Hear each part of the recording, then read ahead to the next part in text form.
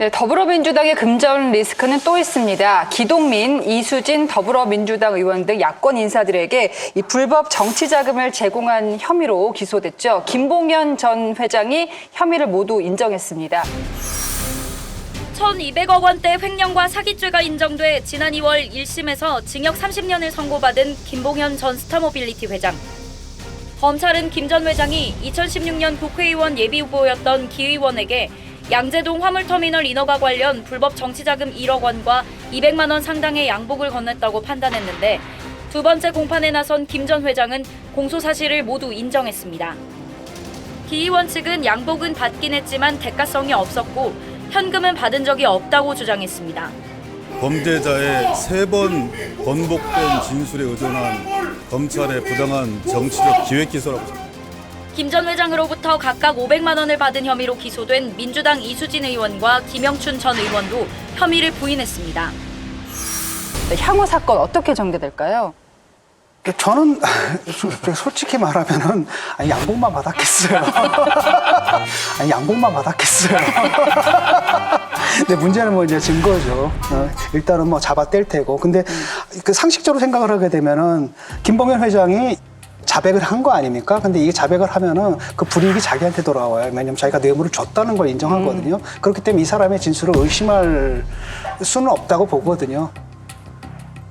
다만 이제 문제는 뭐냐면 이제 증거를 잡아내는 건데 얼마나 구체적으로 아마 현금을 줬을 텐데 현금을 주게 되면 흔적이 안 남기 때문에 그때 전달했을 때 일시 정황 같은 것들을 얼마나 검찰이 그 구체적으로 적시하느냐에 따라서 법원의 판단이 달라지지 않을까 싶어요.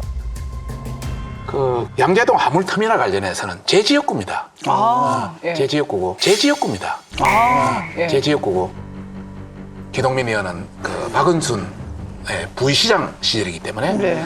인허가 관련해서 뭐 1억 이야기가 나오는 거 보면 그게 관련이 있지 않나 이런 생각이 들고요. 그리고 뭐 양복 관련해서는 그거는 양복집에 뭐 여러 가지 어떤 CCTV라든지 또 그 영수증이라든지 또 맞춤에 대한 부분이 다 있기 때문에 그럼 뭐 본인이 인정했으니까. 예.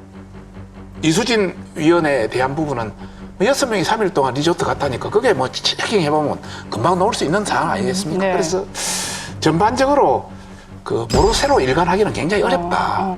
그 인정하지 않는 것도 지금 예를 들어서 이재명 대표가 정치 탄압 수사라고 지금 하지 않습니까? 본인의 뭐 대장동, 백현동, 뭐 각종 뭐 여러 가지가 있는데 그런데 이것이 만약 기소되면 본인의 대표도 원래 날아가게 돼 있거든요. 그런데 그 당헌 80조를 뭐 개정을 했는지 약한 부분을 바꿔가지고 네. 지금 당직을 유지하고 있지 않습니까? 그런 관점에서 기동민, 이수진도 마찬가지로 그렇게 버티고 야당 탄압수사에 버티고 있고 더 나아가 요새 보니까 김남국 코인가도 자기도 뭐 야당 탄압이다. 그다음에 송영길 뭐 돈봉투도 야당 탄압이다. 전부 이렇게 주장하고 있어요. 그거는 이재명 대표가 그러고 있기 때문에 같이 초록이 동생이라고 같이 가는 거 아닌가 같아요.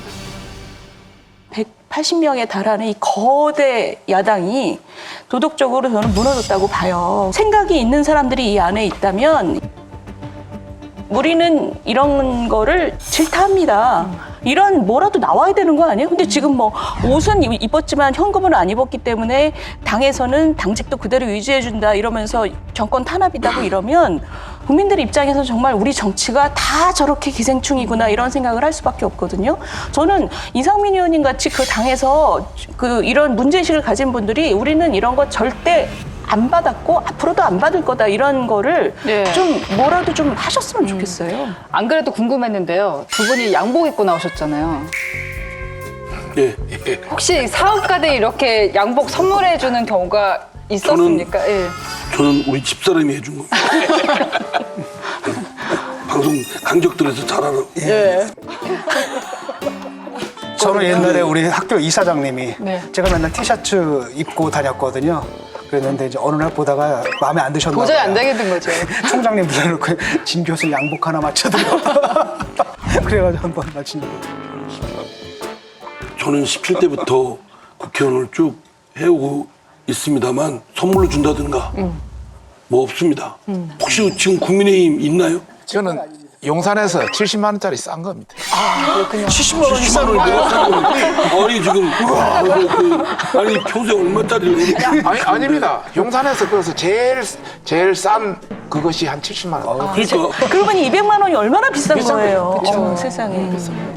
양복을 해준다는 것은 상당히 가깝다. 아, 그래요? 예, 상당히 가깝다. 그러지 않고서는 양복을 해주기는 쉽지 않습니다.